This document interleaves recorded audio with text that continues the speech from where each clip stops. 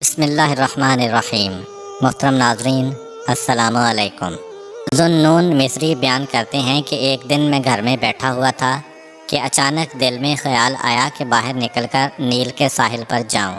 چنانچہ میں گھر سے نکلا اور نیل کے ساحل کی طرف چل پڑا۔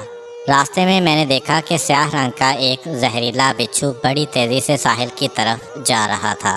میں نے اسے تیزی سے ساحل کی طرف بڑھتا ہوا دیکھا تو دل میں کہا کہ ہو نہ ہو یہ ضرور کسی مہم کے لیے جا رہا ہوگا، لہٰذا میں نے یہ فیصلہ کیا کہ مجھے ہر قیمت پر اس کا تعاقب کرنا چاہیے اور دیکھنا چاہیے کہ کہاں جا رہا ہے۔ یہ سوچ کر میں اس کے تعاقب میں روانہ ہوا، اور جب وہ ساحل پر پہنچا تو ایک مینڈک ساحل پر اس کے انتظار کے لیے پہلے سے موجود تھا۔ بچھو اس کی پشت پر سوار ہوا اور اسے لے کر دریائے نیل کو پار کرنے لگا۔ میں اس کی حرکت کو دیکھنے کے لیے ایک کشتی پر سوار ہوا اور بچھو پر نظریں گاڑے رکھیں۔ الغرض وہ دریا کی دوسری طرف پہنچا۔ میں بھی کشتی سے اتر کر اسے دیکھنے لگا۔ دوسرے کنارے پہنچ کر وہ ایک درخت کی طرف دوڑنے لگا۔ میں نے وہاں نگاہ کی تو اس درخت کے نیچے ایک جوان سویا ہوا تھا اور ایک زہریلا سانپ اسے ڈنک مارنے کے لیے اس کے قریب پہنچ چکا تھا۔ اتنے میں وہ کالا بچھو سانپ کے قریب پہنچا اور اس نے جاتے ہی سانپ کو ڈسا، جس کی وجہ سے سانپ فوراً مر گیا۔ اس کے بعد بچھو جہاں سے آیا تھا اسی طرف روانہ ہو گیا۔ میں وہاں پہنچا۔ میں نے جوان کو بیدار کیا۔ وہ شراب کے نشہ میں مدہوش تھا۔ میں نے اسے سانپ اور بچھو کی داستان سنائی اور اس سے کہا، بندہ خدا، اٹھ اور اس خواب غفلت سے باز آ جا، اپنی نافرمانی بھی دیکھ اور خدا کے احسانات بھی دیکھ۔ نوجوان نے مرے ہوئے سانپ پر نظر کی تو وہ خدا کی رحمت سے بے حد متاثر ہوا۔ اس نے اپنے سر پر خاک ڈالی، ندامت کے آنسو بہائے اور خدا سے توبہ کی درخواست کی۔ اس کے بعد اس شخص کی زندگی کی کایا پلٹ گئی اور وہ خدا کا نیک بندہ بن گیا۔ اہل تاریخ بیان کرتے ہیں کہ خوارزم شاہ کے دور حکومت میں نیشا پور ایران کا دارالحکومت تھا اور یہاں 15 لاکھ افراد آباد تھے۔ شہر کی جغرافیائی اہمیت کی وجہ سے دور دراز سے اہل فن و اہل حرفت وہاں آ کر آباد ہو گئے تھے۔ محمد بن زکریہ رازی جو کہ اس زمانہ کے مشہور طبیب تھے، وہ بھی نیشا پور میں آ کر آباد ہو گئے تھے اور انہوں نے یہاں اپنا مدرسہ اور مکتب قائم کر لیا تھا۔ امرائے فارس میں ایک شخص کو فالج کی شکایت ہوئی، جس کی وجہ سے وہ چلنے پھرنے سے معذور ہو گیا اور بستر پر لیٹ گیا۔ اس نے بہت سے اتباع سے اپنا علاج کرایا لیکن کسی سے بھی افاقہ نہ ہوا۔ پھر اس نے اپنے رشتہ داروں سے کہا کہ تم مجھے محمد بن زکریہ رازی کے پاس نیشا پور لے چلو، ممکن ہے کہ اللہ تعالیٰ اس کے ذریعے سے مجھے شفا عطا کرتے۔ اس کے رشتہ داروں نے سفر کی تیاری کی اور وہ اسے وہاں سے لے کر نیشا پور کی جانب روانہ ہوئے۔ ایک طویل سفر کرنے کے بعد وہ دوپہر کے وقت نیشا پور پہنچے۔ شدید گرمی کا وقت تھا، دکانیں بند تھیں۔ انہوں نے سوچا کہ اس وقت انہیں سرائے میں رہائش اختیار کرنی چاہیے تاکہ شام کے ٹھنڈے وقت طبیب کے پاس مریض کو لے جائیں۔ چنانچہ انہوں نے ایک سرائے میں قیام کیا، مریض کو صحن میں لٹا دیا اور خود سو گئے۔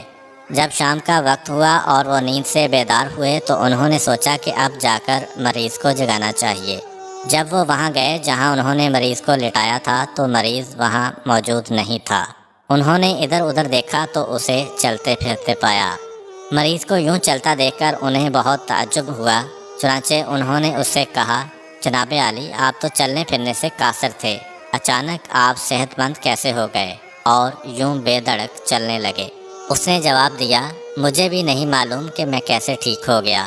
تیماردار اسے تیزی سے لے کر محمد بن زکریہ رازی کے پاس آئے اور انہوں نے اس سے مریض کی سرگزشت بیان کی۔ رازی نے کہا کہ اس کے فوراً کپڑے اتارو۔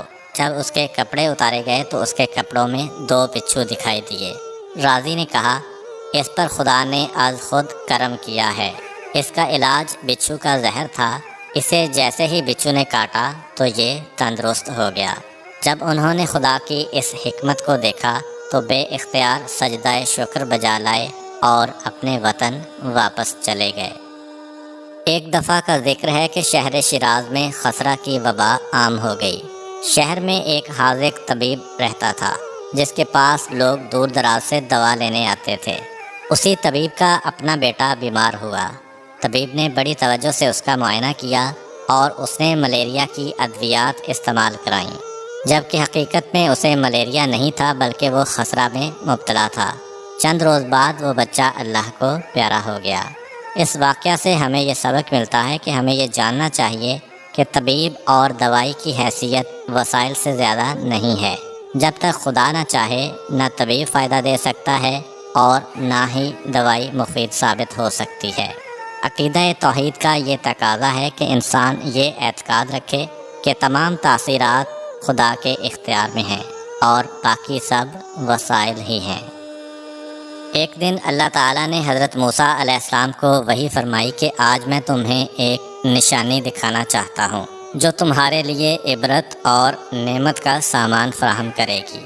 تم فلاں گاؤں جاؤ، وہاں تمہیں 4 اشخاص ملیں گے، ان سے گفتگو کرنا، ان سے ان کی حاجت پوچھنا اور ان سے ان کے پیشے اور ان کا کاروبار پوچھنا۔ الغرض فرمان خداوندی کے تحت موسیٰ علیہ السلام گاؤں میں تشریف لے گئے۔ انہیں وہاں وہ 4 افراد دکھائی دیے۔ چنانچہ آپ نے ان سے گفتگو کی تو پہلے شخص نے کہا، میں کاشتکار ہوں، پچھلے سال زراعت میں مجھے نقصان اٹھانا پڑا تھا جس کی وجہ سے میں مقروض ہو گیا۔ پھر اس فصل کے لیے میں نے ادھار پر بیچ لیا اور فصل کاشت کی ہے۔ آپ سے درخواست ہے کہ آپ خدا سے سوال کریں کہ وہ بارش نازل فرمائے تاکہ ہماری فصلیں بہتر ہوں اور ہم خسارہ سے بچ جائیں۔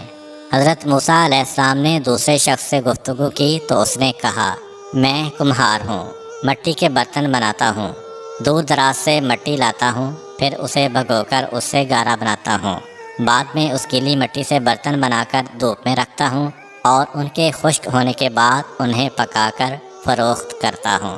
آپ سے میری یہ درخواست ہے کہ آپ اللہ سے دعا مانگیں کہ وہ بارش نہ برسائے، ورنہ میری ساری محنت اکارت ہو جائے گی اور مجھے خسارہ اٹھانا پڑے گا۔ حضرت موسیٰ علیہ السلام نے تیسرے شخص سے گفتگو کی تو اس نے کہا، میں کھیت کا مزدور ہوں، نالیاں بناتا ہوں، اگر آندھی آ جائے تو مجھے نالیاں بنانے میں آسانی ہو جاتی ہے، ورنہ میرا کام مشکل ہو جاتا ہے۔